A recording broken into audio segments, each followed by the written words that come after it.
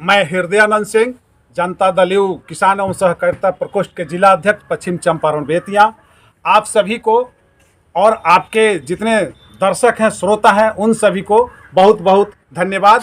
ये जो शराबबंदी वाली जो बात है, शराब की, जहरीली शराब की जहाँ तक बात है, जो छपरा में अभी जो घटना घटी है, इस पे बिहार सरकार का स्पष्ट रुझान है और स्पष्ट कहना है कि पूरे बिहार में शराबबंदी है। लेकिन फिर भी कुछ लोग ऐसे हैं जो इस नियमों को ताक पर रख करके इस धंधा को में लगे हुए हैं। वैसे लोगों पर प्रशासन कड़ी से कड़ी कार्रवाई भी कर रही है।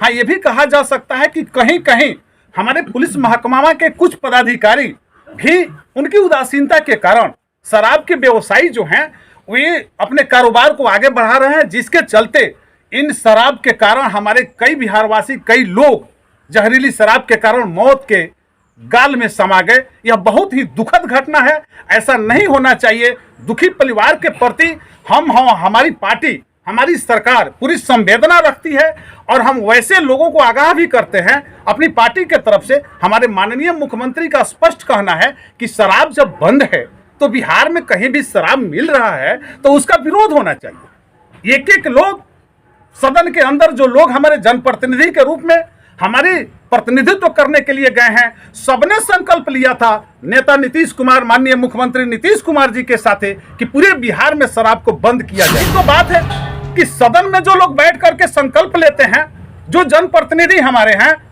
उनका भी तो दायित्व बनता है कि उनके क्षेत्रों में अगर शराब बिकता है तो उनको भी पुलिस प्रशासन को बताना चाहिए, उनको भी उसका विरोध करना चाहिए कि ऐसी काम, ऐसा गलत, ऐसा घिनौना, इस तरीके का काम लेता है। विधानसभा के अंदर जब बोतलें मिलती हैं तो वो लोग कौन हैं?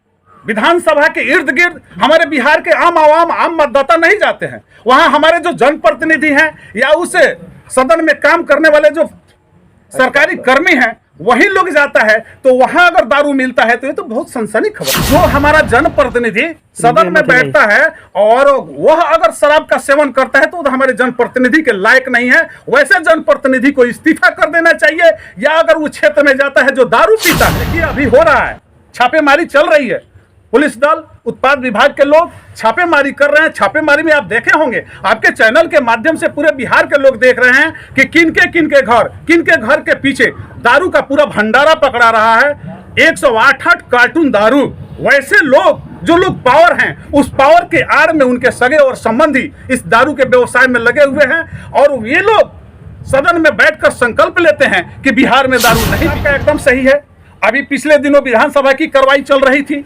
माननीय मुख्यमंत्री नीतीश कुमार जी ने पूरे सदन में कहा था कि आप सभी के सहयोग से, आप सभी के कहने पर हमने दारू बंद किया था। आप सभी लोग कहें शराबबंदी को खत्म कर दिया जाए, लेकिन एक भी कोई जनप्रतिनिधि और एक भी पक्ष या विपक्ष कोई व्यक्ति नीतीश कुमार जी से यह कहने को तैयार नहीं हुआ कि बिहार की आवाम चाहती है कि दारू को खोल दिया जाए।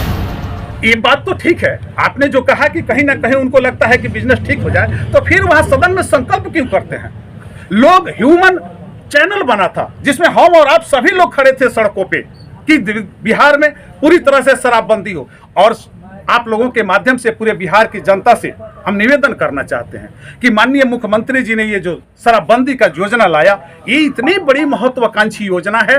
ये योजना अगर बिहार के धरातल पर लागू हो जाता है तो आज से 15 साल, 20 साल बाद जो हमारे नए जनरेशन, जो हमारे बच्चे जन्म ले रहे हैं, जब 20 साल के होंगे तो उन्हें दारू, शराब के बारे में कोई जानकारी नहीं होगी। इसका लाभ, इसकी क्या कहते हैं, उपलब्धि 20 साल के बाद बिहार में नजर आएगा, जब बिहार पूरी तरह से शराब मुक्त हो। देखिए, बॉर्डर जो इलाका है, दारू ठीक है, आपका कहा हुआ भी ठीक है, लेकिन एक चीज होता है कि 10% बॉर्डर क्रॉस करेगा, 100% नहीं कर सकता। ऐसी कोई बात नहीं है कि पूरा बिहार दारूमय रहेगा।